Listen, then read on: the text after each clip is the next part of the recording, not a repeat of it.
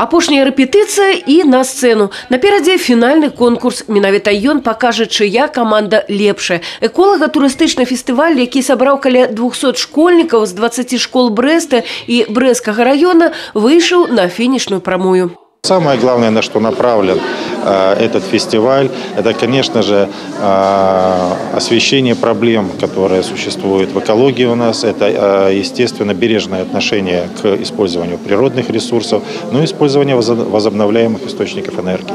Экалагічныя экскурсіі, віктарыны, адкрытыя урокі, прэзентацыі для каманд удзельніц – усё гэта было раней. Наогул фестываль бярэ пачатак у красавіку. І першыя конкурсы праводзіліся менавіта на тэрыторыі Прыбужскага Палесья, у вёсцы Ляплёвка, дзе знаходзіцца інфармацыйны экалагічны цэнтр заказніка. Нам очень интересно вот везде ездить, выступать. И мне кажется, каждому, даже ребенку, будет интересно вот поучаствовать в таких мероприятиях, где участвуем мы. На самом деле бывают такие выступления, когда не особо хочется выступать, но вот этот раз нам как-то понравилось, мы как-то вошли в это все, в викторина там была, квест интересный очень, и сейчас песня тоже под гитару нам очень нравится.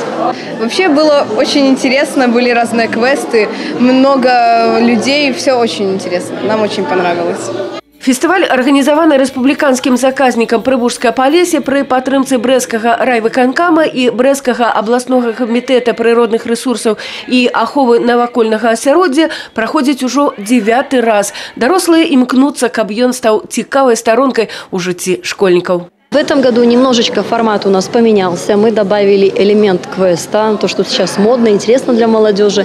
Во втором отборочном этапе они еще проходили и эко-викторину, и квест. Ну, скорость эко-квеста влияет на итоговые баллы. Поэтому, конечно, что-то новенькое добавили. У першых мерапрыемствах удзельнічала каля 5-6 каманд, а сёння каля 20. Мяркуючы па тым, што з кожным годам далучаецца ўсё большая колькасць школ, можна казаць аб усё большай цікавасці да эко-фестывалю. Мы в прошлом году в качестве зрителей участвовали в фестивале «Тайны Прибужского Полесья», а в этом году мы решили непосредственно прикоснуться к этому фестивалю, собрали свой состав участников команды и активно принимаем участие. Мне очень понравилось это место, Прибужское Полесье. Я очень люблю ездить на природу, потому что очень красиво, у нас природа Беларуси очень красивая. Гэты конкурс закликае нас берагчы прыроду. Было цікава, сцвярджаюць дзеці, а дарослыя абяцаюць, у наступным годзе паспрабуюць захапіць яшчэ чымсьці новым і незвычайным. В будущее мы так будем и стремиться, чтобы оно было лучше, заинтересовать их. Например, мы, когда приезжают дети, мы им организуем экскурсию на велосипедах.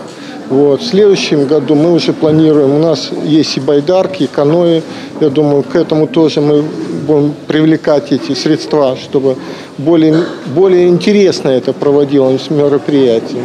Прадстаўнікі журы кажуць, лепшых назваць было складана. Таму, акрамя першых месцаў, шмат розных намінацый. Таму што галоўная мэта – прыцягнуць увагу маладых да праблемы беражлівых адносін да навакольнага асяроддзя.